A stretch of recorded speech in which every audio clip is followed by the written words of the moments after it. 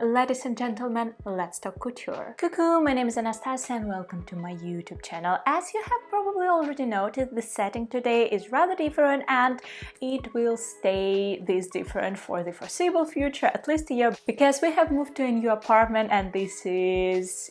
I think this is the first video I'm filming here, which makes my excitement double. But back to the main topic of this video. As you probably know, the Couture Fashion Week has just passed, so of course we need to talk about it. As per usual, I'm not gonna be talking about all of the shows. I will try to blitz cover as much as I can, and I'm definitely covering everything that have left a lasting impact on me. As folks said, this might very well be a gold age of couture. However, I won't personally go as far as to say it's a gold age of couture after literally just one good season. However, what I'm not gonna argue with is the fact that this was an exceptionally good season. Starting with Schiaparelli by Daniel Roseberry, and before I have even watched the show, barely looking at the first row attendance of Schiaparelli Spring Summer 2024 Couture left me scraping for my sanity because I cannot. From Zendaya to Jennifer Lopez to Hunter Schafer, it's just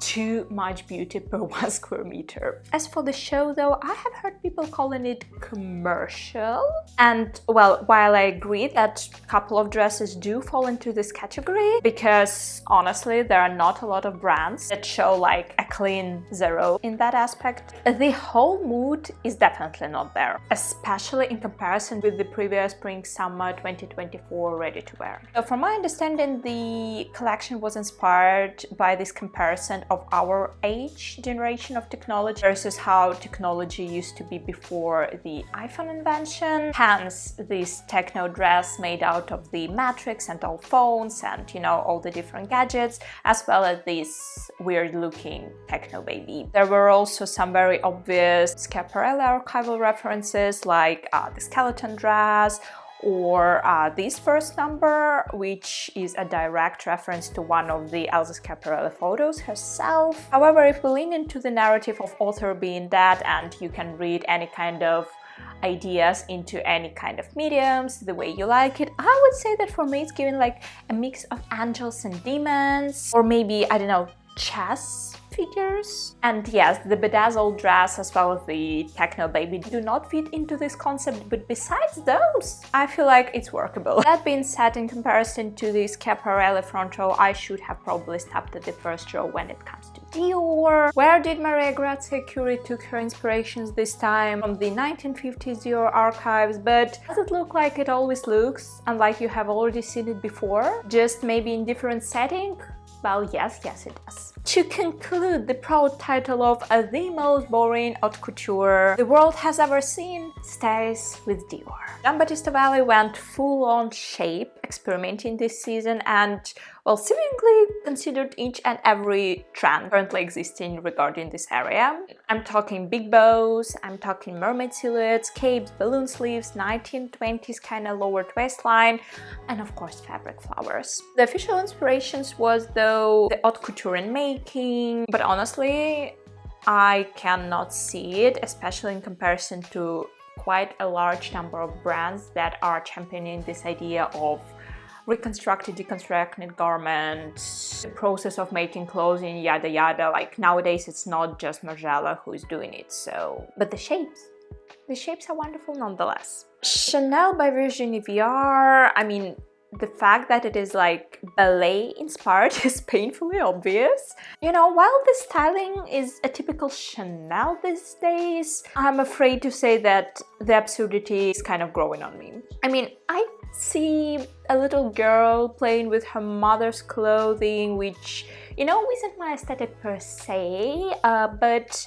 it still feels, rather endearing. The bridal look, that I love without any buts. Armani Prive, very much so like Art Deco, but my personal favorites are not the usual classic Armani garments, but those kind of fairy flower inspired gowns. Like, it's giving Iris van Herpen but less on the futuristic side and more 1930s glamour kind of look. Okay, we're getting to my favorite part, which is up-and-coming designers overthrowing the big fashion maisons, and I'm talking Miss Sohee here. So, Melody apparently took her inspirations from Disney princesses cast and made it couture, or so I thought, and well, that was generally my first impression of the collection, but the official images behind is everything that inspired her during the last trip she took to sell, like fans, fish scales, etc, etc. But if you ask me, this collection is giving 100% Disney princess but make it fashion. Jean Paul Gaultier by Simon Rocha. Now, this is probably the best guest designer for Jean Paul Gaultier so far, and like even more. This collection is like well on its way to the most beautiful things I have seen like ever. I can literally see myself going back to these visuals like years after to put it on one of my mood boards. The attention to details, like the way two brand identities are mixed together in this collection, is truly spectacular. Let me just take a moment for those ribbons instead of actual stripes on a staple like Jean Paul Gaultier Breton stripe long sleeve. Like, are you kidding me? This is genius. Moving on to Valentino by Pier Paolo Piccioli, and if I can say just one thing about this collection is that it's high time for all of us to take some notes on color blocking, because this is essentially the main tune of the collection. Well, daytime pieces I wouldn't put into the excitement category per se, but the evening wear, that part was not only beautiful, also kind of very much so organically highlighting like all the different artisans the house works with, as well as like, you know, signature techniques that once again brand made their own through the decades, and well, different creative directors too. Next we have Robert One, and as I have already said, not young and up-and-coming designers overtaking this couture fashion week at all.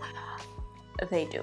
They definitely do. The brilliance of reinterpreting own self house codes while still being, I remind you, a young brand in, once again, such a brilliant way, as for instance like that bloody bridal look, or like those sharp peplum motifs, or even like teardrop coat on dress, while also simultaneously adding new conversation pieces, like for instance the broken glass coat for once, and also very much so successfully playing this kind of avant-garde couture game, which is purely rare for even the big fashion houses these days.